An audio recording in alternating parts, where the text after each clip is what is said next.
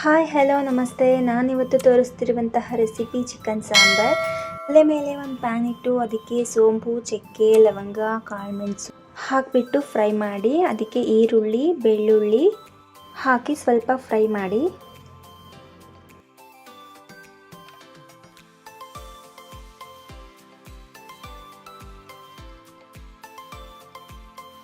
ನಾನು ಇದಕ್ಕೆ ಹಸಿಮೆಣಸಿಕಾಯಿ ಹಾಕ್ಕೊಂಡು ಫ್ರೈ ಮಾಡ್ಕೊತಿದ್ದೀನಿ. ಖಾರ ನೋಡ್ಬಿಟ್ಟು ಹಾಕೊಳ್ಳಿ.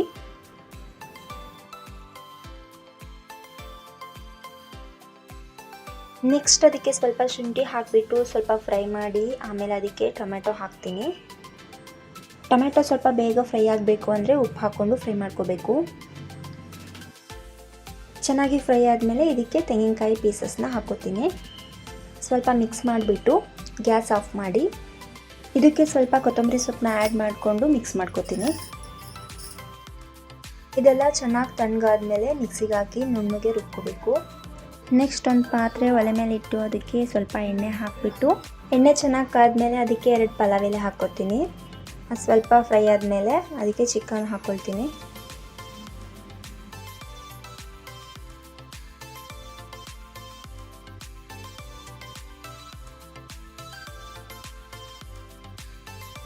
ಚಿಕನ್ ಎಲ್ಲ ಹಾಕಿಬಿಟ್ಟು ಚೆನ್ನಾಗಿ ಫ್ರೈ ಮಾಡಿಕೊಂಡು ಅದಕ್ಕೆ ಸ್ವಲ್ಪ ಉಪ್ಪು, ಅರಿಶಿನ ಹಾಕಿ ಚೆನ್ನಾಗಿ ಮಿಕ್ಸ್ ಮಾಡ್ಕೋಬೇಕು.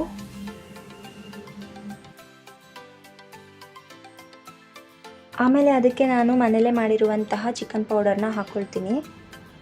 ನೀವು ಬೇಕಾದರೆ ಚಿಲ್ಲಿ ಪೌಡರ್ ಕೂಡ ಆ್ಯಡ್ ಮಾಡ್ಕೋಬೋದು. ಇದೆಲ್ಲ ಚೆನ್ನಾಗಿ ಮಿಕ್ಸ್ ಆದಮೇಲೆ ಇದನ್ನು 2 ನಿಮಿಷ ಕುದಿಯೋಕ್ಕೆ ಬಿಡೋಣ. ಆಮೇಲೆ ಇದಕ್ಕೆ ರುಬ್ಬಿರುವಂತಹ ಮಸಾಲೆನ ಹಾಕೋಬಿಟ್ಟು ಮಿಕ್ಸ್ ಮಾಡಿಕೊಂಡು ನೀರನ್ನು ಸ್ವಲ್ಪ ಸಾಂಬಾರು ಕನ್ಸಿಸ್ಟೆನ್ಸಿ ನೋಡಿಕೊಂಡು ಆ್ಯಡ್ ಮಾಡ್ಕೊಳ್ಳಿ, ಯಾಕಂದರೆ ತೆಳ್ಳಗಾದರೆ ಚೆನ್ನಾಗಿರಲ್ಲ. ಸಾಂಬಾರು ಮಾತ್ರ ತುಂಬ ಟೇಸ್ಟಿಯಾಗಿರುತ್ತೆ. ನೀವು ಕೂಡ ಒಂದ್ಸಲ ಟ್ರೈ ಮಾಡಿ ನೋಡಿ ಮನೆಯಲ್ಲಿ. ಹಾಗೆ ನನ್ನ ವಿಡಿಯೋ ಇಷ್ಟವಾಗಿದ್ದರೆ ಲೈಕ್ ಆ್ಯಂಡ್ ಶೇರ್, ಸಬ್ಸ್ಕ್ರೈಬ್ ಮಾಡಿ. Thank you.